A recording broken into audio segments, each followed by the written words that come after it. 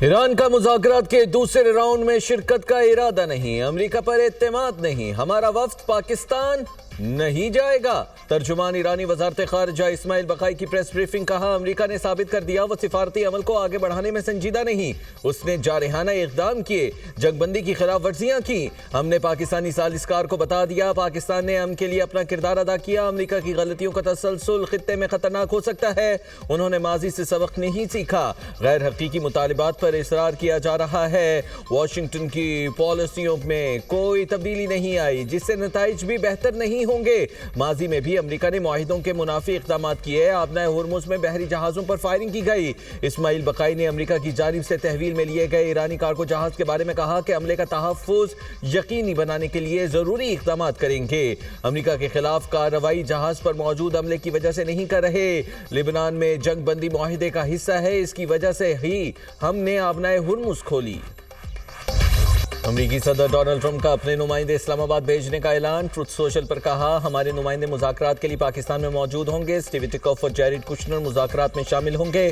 امریکی news channel CBS news نے white house کے حوالے سے دعویٰ کیا ہے کہ امریکی نائب صدر JD وینس بھی پاکستان جا سکتے ہیں۔ ٹرمپ نے مزید کہا ہم ایک معاہدے تک پہنچنے کے قریب ہے، ایران کو ایک منصفانہ اور قابل قبول پیشکش دے رہے ہیں۔ ایران سے معاہدہ کسی نہ کسی طریقے، دوستانہ یا مشکل طریقے سے ہو جائے گا۔ ڈیل نہ ہوئی تو وہ کام کروں گا جو 47 سال میں کوئی امریکی صدر نہ کر سکا۔ ایران نے ڈیل کو قبول نہ کیا تو اس کا ہر پاور پلانٹ اور پل تباہ کر دیں گے۔ اب مزید نرمی نہیں دکھائی جائے گی، وقت آ گیا ہے ایران کی کلنگ مشین کو ختم کیا جائے۔ ایران نے جنگ بندی کی سنگین خلاف ورزی کی ہے، ایران نے فرانسیسی اور برطانوی جہازوں کو گولیوں سے نشانہ بنایا ہے۔ ایران اپنے پیشگی مطالبات پر بدستور قائم ہے، امریکہ سے مذاکرات کو میدان جنگ کا تسلسل سمجھتے ہیں۔ ایرانی پارلیمنٹ کی نیشنل سیکیورٹی کمیٹی کے سربراہ ابراہیم عزیزی نے کہا تمام فیصلے قومی مفاد اور سیکیورٹی کے اصولوں کے تحت کیے جاتے ہیں، ایران اپنے مفادات کے تحفظ کے لیے ہر قدم اٹھائے گا۔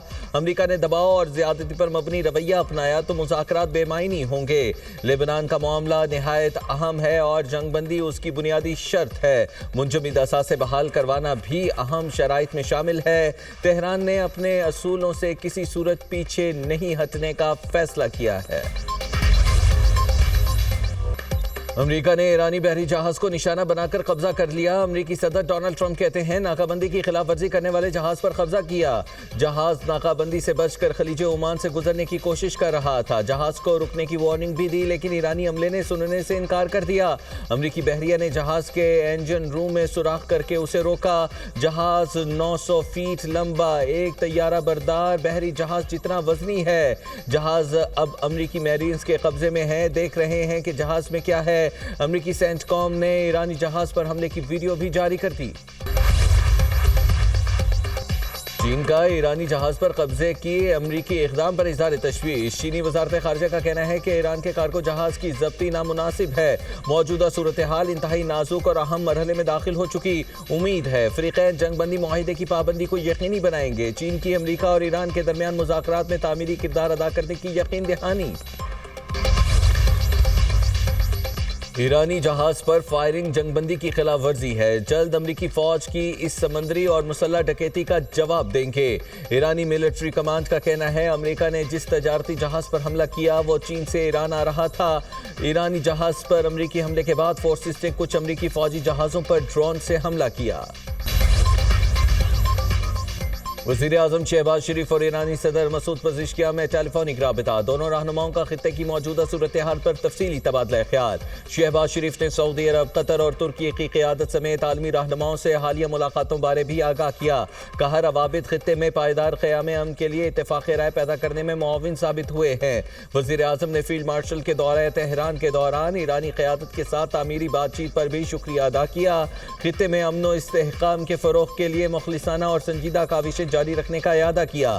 وزیر اعظم کا سپریم لیڈر مجتبیٰ خامنہئی کے لیے نیک تمناؤں کا اظہار۔ ایرانی صدر کا وزیر اعظم اور فیلڈ مارشل کی امن کوششوں کو مضبوط عزم پر اظہار تشکر۔ جنگ کسی کے بھی مفاد میں نہیں، کشیدگی کم کرنے کے لیے ہر ممکن سفارتی اور عقلی راستہ اختیار کیا جانا چاہیے۔ ایرانی صدر مسعود پزشکیان کا ایرانی خبر ایجنسی ارینا کو انٹرویو، کہا دشمن کے ساتھ مذاکرات میں چوکس رہنا بہت ضروری ہے۔ نائب وزیر اعظم اسحاق ڈار کا ایرانی وزیر خارجہ عباس عراقچی سے ٹیلی فونک رابطہ۔ ایران امریکہ مذاکرات اور علاقائی صورتحال پر گفتگو، خطے میں امن و استحکام کے لیے فوری مسائل کے حل پر زور۔ اسحاق ڈار نے سفارتی روابط کی اہمیت کو اجاگر کیا، پاکستان اور ایران کے قریبی رابطہ برقرار رکھنے پر اتفاق کیا، علاقائی اور عالمی امن کے لیے مشترکہ کاوشیں جاری رکھنے کا عزم۔ وزیر خارجہ اسحاق ڈار کی کینیڈین ہم منصب انیتا آنند سے ٹیلی فونک گفتگو، دونوں رہنماؤں کا خطے کی موجودہ صورتحال پر تبادلہ خیال۔ کینیڈا کا پاکستان کی مذاکراتی اور مثبت سفارتی کوششوں کی حمایت کا اظہار، لبنان سمیت خطے میں امن و استحکام کے لیے مشترکہ عزم کا اعادہ، پاکستان اور کینیڈا کا باہمی تعاون اور استحکام کو فروغ دینے پر اتفاق۔ اسحاق ڈار کا مصری وزیر خارجہ ڈاکٹر بدر عبدالعاطی سے بھی ٹیلی فونک رابطہ، غزہ سمیت خطے کی صورتحال پر تبادلہ خیال، پاکستان کا خطے میں امن، استحکام اور تعمیری روابط کے فروغ کے عزم کا اعادہ۔ پاکستان اور مصر کی افواج کے درمیان مشترکہ مشق تھنڈر 2 کا انعقاد۔ آئی ایس پی آر کے مطابق 2 ہفتوں پر محیط مشق کا انعقاد چیراٹ میں کیا گیا۔ مشق میں پاک فوج کے ایس ایس جی اور مصری اسپیشل فورسز کے دستوں نے شرکت کی۔ مشق میں اعلیٰ پیشہ ورانہ مہارت اور عملی صلاحیتوں کا مظاہرہ کیا گیا۔ General officer commanding S S G اختتامی تقریب کے مہمان خصوصی تھے۔ مصری پیرا ٹروپرز کے کمانڈر اور ڈیفنس اتاشی بھی تقریب میں شریک ہوئے۔ مشق سے دونوں دوست ممالک کے درمیان دیرینہ اور تاریخی عسکری تعلقات مضبوط ہوئے اور مشترکہ مشق سے باہمی ہم آہنگی اور انسداد دہشت گردی کی صلاحیتوں میں اضافہ ہوا۔ ایران امریکہ بڑھتی کشیدگی اور آبنائے ہرمز کی بندش، عالمی مارکیٹ میں تیل کی قیمتوں میں ایک بار پھر اضافہ، برنٹ خام تیل کی قیمت بڑھ کر $94 فی بیرل تک جا پہنچی۔ امریکی خام تیل کی قیمت $88 فی بیرل میں ہو گئی، جبکہ ایشیائی اسٹاک مارکیٹس میں تیزی، جاپان کے نیکی انڈیکس میں 0.46% کا اضافہ، چین کے شنگھائی کمپوزٹ انڈیکس میں 0.59% کی تیزی، ہانگ کانگ کے ہینگ سینگ انڈیکس میں 0.62% کا اضافہ ریکارڈ کیا گیا۔ آبنائے ہرمز سے ہفتے کے روز 20 سے زائد بحری جہاز گزرے، شپنگ ڈیٹا کمپنی کا دعویٰ، کہا یکم مارچ کے دوران جہازوں کی یہ سب سے زیادہ تعداد ہے۔ 20 میں سے 5 جہازوں نے ایران سے دھاتیں اور تیل کی مختلف مصنوعات لوڈ کی تھیں۔ آبنائے ہرمز سے گزرنے والے 3 جہازوں میں ایل پی جی کیریئر کے 3 جہاز بھی شامل ہیں۔ دیگر جہاز بحرین، یو اے ای اور سعودی عرب سے مصنوعات لے کر روانہ ہوئے۔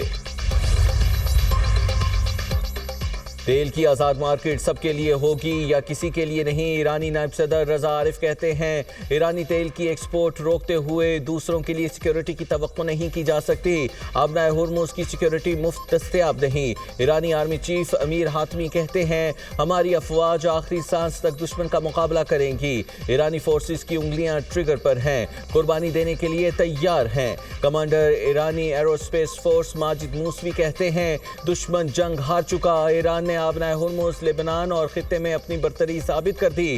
ایران پہلے سے زیادہ تیزی سے میزائل اور ڈرون اپ ڈیٹ کرنے کی صلاحیت رکھتا ہے۔ جنگ بندی کے دوران اپنی عسکری طاقت کو پہلے سے زیادہ رفتار کے ساتھ بحال کیا۔